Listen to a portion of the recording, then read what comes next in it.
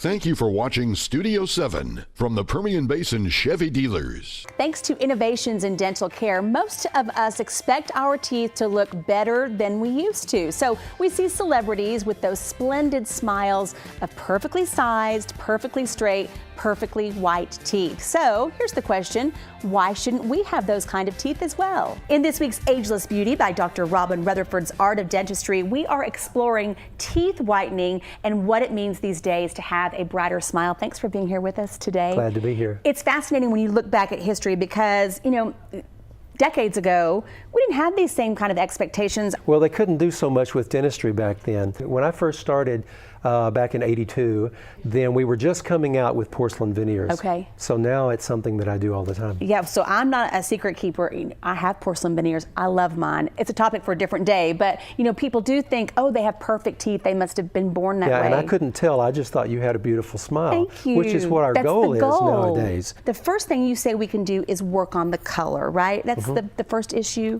Yeah. The American Academy of Cosmetic Dentistry did a poll of just people out there, and they found that the #1 thing that people wish they could change about their teeth was simply if they were whiter. Okay, so let's take a look at a picture. So we're talking about whitening. So this patient, tell me a little bit about what her concerns were and what you were able to do. Okay, this is a patient of ours, and her teeth were just not as white as what she wanted. Certain stains like that are just yellow, for example, as you get older, a lot of times your teeth just get more yellow. Life just darkens your teeth. Also, if you smoke, smoking will stain just about anything and your teeth get yellow. But those are the types of stains that bleaching can really do a good job with. Okay. Now with this lady, her teeth actually were pretty nice except that they were sort of yellow. Okay. And so we did bleaching in her case, and it made an amazing before and after difference. Now, if you look at her teeth, they're not perfect. They're still a little dark, a little brown, a little this and that. Yes. But the amazing difference of just bleaching in her case was really good. Bleaching tray would be the first option in your office, is that right? Exactly.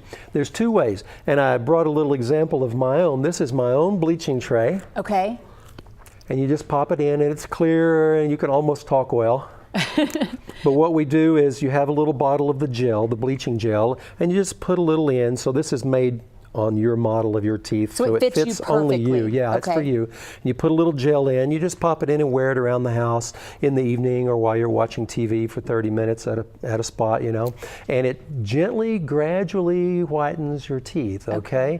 Now, that's one way to do it. The second way, though, we can do in-office bleaching, which is really neat. It's called Zoom bleaching. That's just the brand of the material. Okay. But Zoom is something where you walk into our office and an hour later you walk out and they already look whiter. Okay, so I know the question that some people are asking, does it hurt, and any side effects from this bleaching process? There is absolutely nothing negative about it in terms of hurting anything.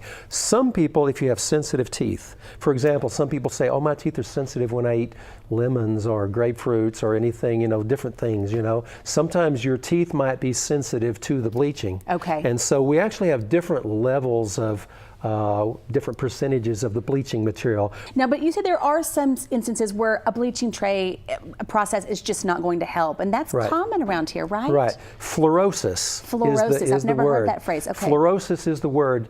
And I brought some photos again, and this is what actually everybody in West Texas sees and know. When you see these photos, you'll say, oh yeah, I know people, I see, maybe it's you. But there's too much fluoride in the water in West Texas. And a little bit of fluoride is actually a very good thing. It makes your teeth stronger against decay. It's really part of good nutrition, you might say.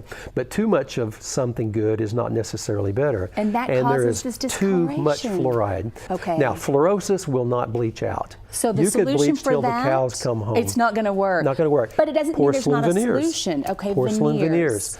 A veneer is a very thin layer. It's kind of like paneling. If you put in paneling in your kitchen, it's to cover something just horrible on the wall that you say 10 coats of paint won't cover that stuff. Okay, paneling can look good, but it's a thin layer. Okay. Well, that's what the word veneer means. Bottom line today is, regardless of why you have the discoloration, there is a solution that will work for you. Absolutely. We can make your teeth beautiful pretty much no matter what happens. Thank you for being here, Dr. Rutherford, and showing us these pictures. I'm so happy for the people in the pictures. I just can't imagine how much they've loved their lives. It can change your life. Yeah, change your smile, change your life. Thank you for being here with us today.